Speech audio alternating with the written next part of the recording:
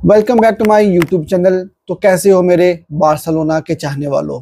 आ गया हूं मैं एक और वीडियो के साथ जहां पर हम लोग डिस्कशन करेंगे बार्सिलोना में आज के पूरे दिन में क्या कुछ हुआ और जो जो इम्पोर्टेंट न्यूज़ थी वो आपके साथ मैं शेयर करूंगा।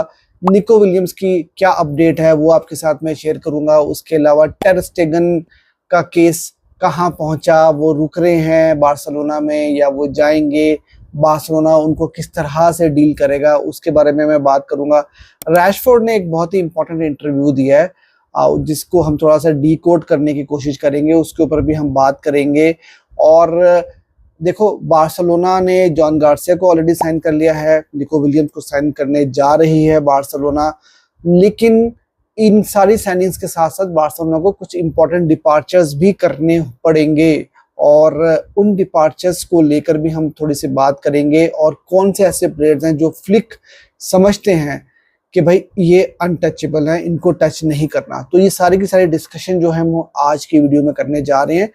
तो आपसे रिक्वेस्ट यही रहेगी कि भैया अगर अभी तक आपने मेरे चैनल को सब्सक्राइब नहीं किया हुआ तो मेरे चैनल को ज़रूर सब्सक्राइब कर लो ताकि आपको बारसा की डेली अपडेट्स जो हैं वो मिलती रहें। यार सबसे पहले हम बात कर लेते हैं निको विलियम्स के बारे में, क्योंकि वही सबसे ज़्यादा हॉट टॉपिक इस वक्त बारसा में चल रहा है। जब ट्रांसफर विंडो स्टार्ट हुई थी तो हॉट टॉपिक था जॉन गार्सिया। अब उनका जो केस है वो बिल्कुल रैप अप हो चुका है, बारसा ने ऑलरेडी उनको साइन कर लिया हुआ है और अब बारसा फैंस की नज़रें जो हैं वो निको विलियम्स के ऊपर लगी हुई हैं।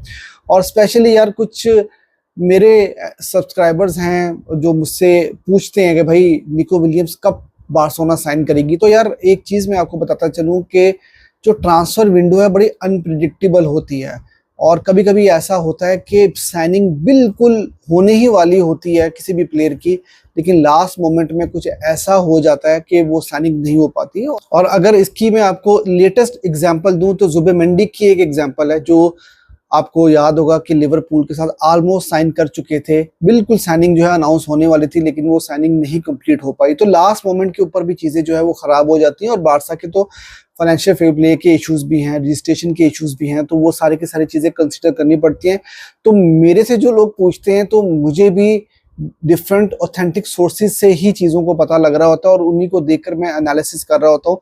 तो श्योर शॉर्ट कोई भी नहीं बोल सकता कि ये साइनिंग कब होगी, लेकिन जो अभी न्यूज़ आ रही है ना उसके हिसाब से लगता है यही कि अगले 2 से 3 वीक्स बहुत ज़्यादा इंपॉर्टेंट होंगे। और जो अभी न्यूज़ आ रही है उसके मुताबिक बार्सिलोना 1 जुलाई तक पूरी कोशिश करेगी कि निको विलियम्स को साइन कर ले। नेक्स्ट वीक में भी बार्सिलोना उनका रिलीज क्लॉज ट्रिगर कर सकती है और सारी चीज़ें कंप्लीट होने के बाद बार्सिलोना प्री सीजन से पहले पहले निको विलियम्स को साइन करना चाहेगी। तो ये अपडेट है निको विलियम्स के बारे में। और होता कुछ यूं है कि चीज़ें चल रही होती हैं, हो रही होती हैं और उनका एक अपना टाइम होता है, मतलब सिचुएशन के हिसाब से सब चीज़ें चल रही होती हैं। फॉर एग्जांपल अब पर्सनल टर्म्स की न्यूज़ आ रही है कि पर्सनल टर्म्स तो दोनों पार्टीज में एग्री हो चुके हैं, लेकिन अब बारसा को बिलबाओ के साथ जो है वो डील करना है। और बिलबाओ को बारसा कैसे मैनेज करेगी, क्या बारसा उनकी प्राइस कम करवाने की कोशिश करेगी या फिर बारसा को उनका रिलीज क्लॉज जो है वो ट्रिगर करना पड़ेगा। तो ये सारी की सारी चीज़ें देखने वाली होंगी, लेकिन अगले 2 से 3 हफ्ते बहुत ज़्यादा इंपॉर्टेंट होंगे। इन 2-3 वीक्स के अंदर हमें कोई good news regarding Nico Williams जो है वो मिल सकती है। अभी जब से ये ट्रांसफर विंडो शुरू हुई है तो मैंने कुछ ऐसी न्यूज़ दी थी जो फैब्रिजियो रोमानो ने भी जो है वो 2 दिन के बाद अपने ऑफिशियल सोशल मीडिया के ऊपर डाली और मैंने 2 दिन पहले जो है अपनी वीडियोस में वो आपको बता दिया था। लेकिन ऑब्वियसली मतलब फैब्रिजियो रोमानो की एक डिफरेंट किस्म की रेपुटेशन बन चुकी है तो मुझे वो अप्रिसिएशन तो नहीं मिलती, लेकिन फिर भी आप लोग मुझ पर ट्रस्ट करते हो तो मेरी कोशिश यही होती है कि मैं मैक्सिमम जो है ऑथेंटिक सोर्सेज से आपको न्यूज़ निकाल कर दूं।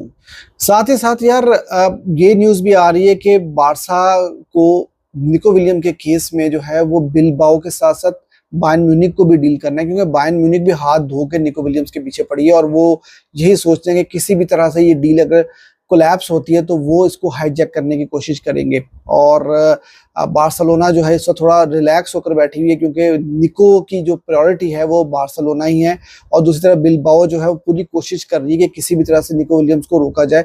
अब मैं बात करना चाहूँगा राशफोर्ड के बारे में। देखो यार, राशफोर्ड के बारे में मैंने आपको कल भी बताया था कि अगर बारसा निको को साइन कर भी लेती है तो तब भी बारसा के लिए राशफोर्ड जो है वो एक ऑप्शन ज़रूर है।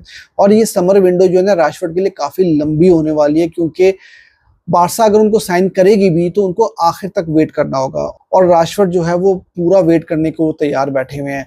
उसकी रीज़न ये कि उन्होंने एक बहुत इंपॉर्टेंट इंटरव्यू दिया है जहां पर उन्होंने लामीन यमाल के बारे में भी बात किया है, और उनसे पूछा गया कि भाई लामीन यमाल के बारे में आप बताएं, तो उन्होंने बोला कि भाई लामीन यमाल 17-18 साल की एज के अंदर जो है वो इतनी अच्छी फुटबॉल खेल रहा है, he is the best player, और मैं उनके साथ जो है वो फुटबॉल खेलना चाहता हूं। तो उनकी एक ख्वाहिश है जो उन्होंने अपने मुंह से उसका इजहार कर दिया। तो एक तो ये चीज़ है, और फिर बैलन डोर के बारे में भी बात हुई तो उन्होंने यही बोला कि लामीन यमाल जो है वो बैलन डोर के लिए जो है उनके फेवरेट हैं। तो रैशफोर्ड भी जो है वो इंतजार में बैठे हुए हैं, और मैंने आपको कल बताया था कि पेरिसिच का नाम जो है वो अब इतना ज़्यादा बारसा में नहीं लिया जा रहा, और ऐसी पॉसिबिलिटी हो सकती है कि बार्सिलोना रैशफोर्ड को लोन के ऊपर साइन कर सकती है अगर निको विलियम्स आ जाएं उस केस में भी, और अगर निको विलियम्स नहीं आते तो उस केस में भी बारसा की कोशिश यही होगी कि रैशफोर्ड को लोन के ऊपर साइन करें। अब थोड़ी सी बात गोलकीपर के ऊपर कर लेते हैं। देखो यार, टेर स्टेगन का केस आपको थोड़ा बता दूं कि टेर स्टेगन का जो केस है ना वो कुछ इस तरह से लटका हुआ है कि फ्लिक ये चाहते हैं कि वो टेर स्टेगन के साथ फेस टू फेस बात करें, और जब वो वेकेशन से वापस आएंगे तो फिर उनको कन्वे कर दिया जाएगा कि भाई आप हमारे प्लान्स में नहीं है। और ऑब्वियसली मैंने आपको ये बताया कि सारे सोशल मीडिया पे ये न्यूज़ है, मैं आपको रोज़ न्यूज़ देता हूँ कि टेर स्टेगन जो है वो बारसा के प्लान्स में नहीं है।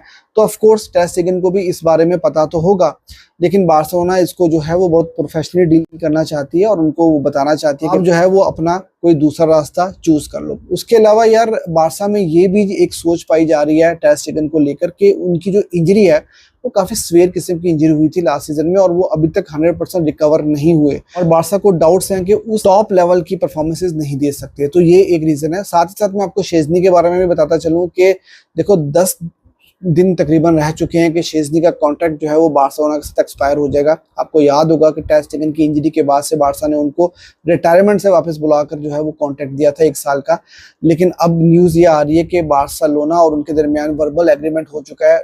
कुछ सोर्सेज बोल रहे हैं कि डॉक्यूमेंट्स भी एक्सचेंज हो चुके हैं, और बार्सिलोना उनको 2 साल का रिन्यूअल दे रही है। तो बारसा के अगले सीजन के जो गोलकीपर होंगे, जैसे मैं आपको पिछले मेरे ख्याल से 15-20 दिन 1 महीने से बता रहा हूँ कि बारसा का प्लान है कि जॉन गार्सिया आप हमारे मेन गोलकीपर होंगे, और शेजनी जो है वो हमारे अगले 2 साल के लिए एज अ बैकअप गोलकीपर होंगे। इनाके पेना और टेर स्टेगन को बारसा छोड़ के जाना होगा।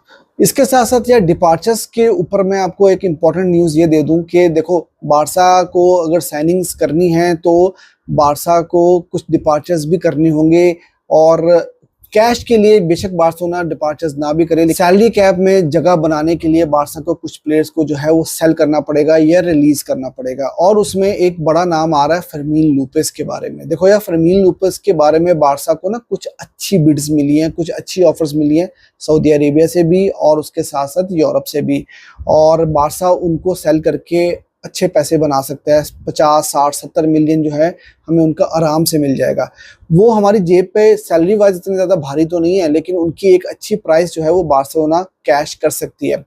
लेकिन फ्लिक ने भाई ये बात साफ कह दी है कि उनको टच नहीं किया जा सकता, वो बारसा के प्लान में है। और उन्होंने यार पिछले सीजन में बहुत अच्छी परफॉर्मेंस दी। देखो, रेगुलरली उनको मिनट्स नहीं मिलते, लेकिन जब भी उनको मौका मिलता है उन्होंने बहुत अच्छी परफॉर्मेंसेज दी हैं, जान मारकर खेलते हैं। और कोई अनहोनी ही हो सकती है कि बारसा के पास अगर कोई ऑप्शन ना हुई तो तभी फर्मीन लूपेस को जो है वो कंसीडर किया जाएगा सेल करने के लिए। अदरवाइज फर्मीन लूपेस जो है वो अगले सीजन में भी फ्लिक के प्लान में है। इसके साथ साथ यार, रफीनिया का भी काफी ज्यादा नाम लिया जा रहा है। स्पेशली निको विलियम्स की साइनिंग के बाद से क्या रफीनिया की इंपॉर्टेंस वो रहेगी जो पिछले सीजन में थी। देखो, रफीनिया ने जब बारसा को ज्वाइन किया था उनका टाइम जावी के साथ कुछ ज्यादा अच्छा नहीं रहा था, और मैंने उनको बहुत क्रिटिसाइज किया था। लेकिन पिछले सीजन में उन्होंने सब लोगों को, जो मेरी तरह के लोग जिन्होंने उनको बहुत क्रिटिसाइज किया था, उनका मुंह उन्होंने बंद करा दिया। ठीक है ना। तो इस वक्त तो मैं भी नहीं चाहता कि रफीनिया छोड़कर जाएं, और रफीनिया बहुत ही वर्सटाइल प्लेयर है।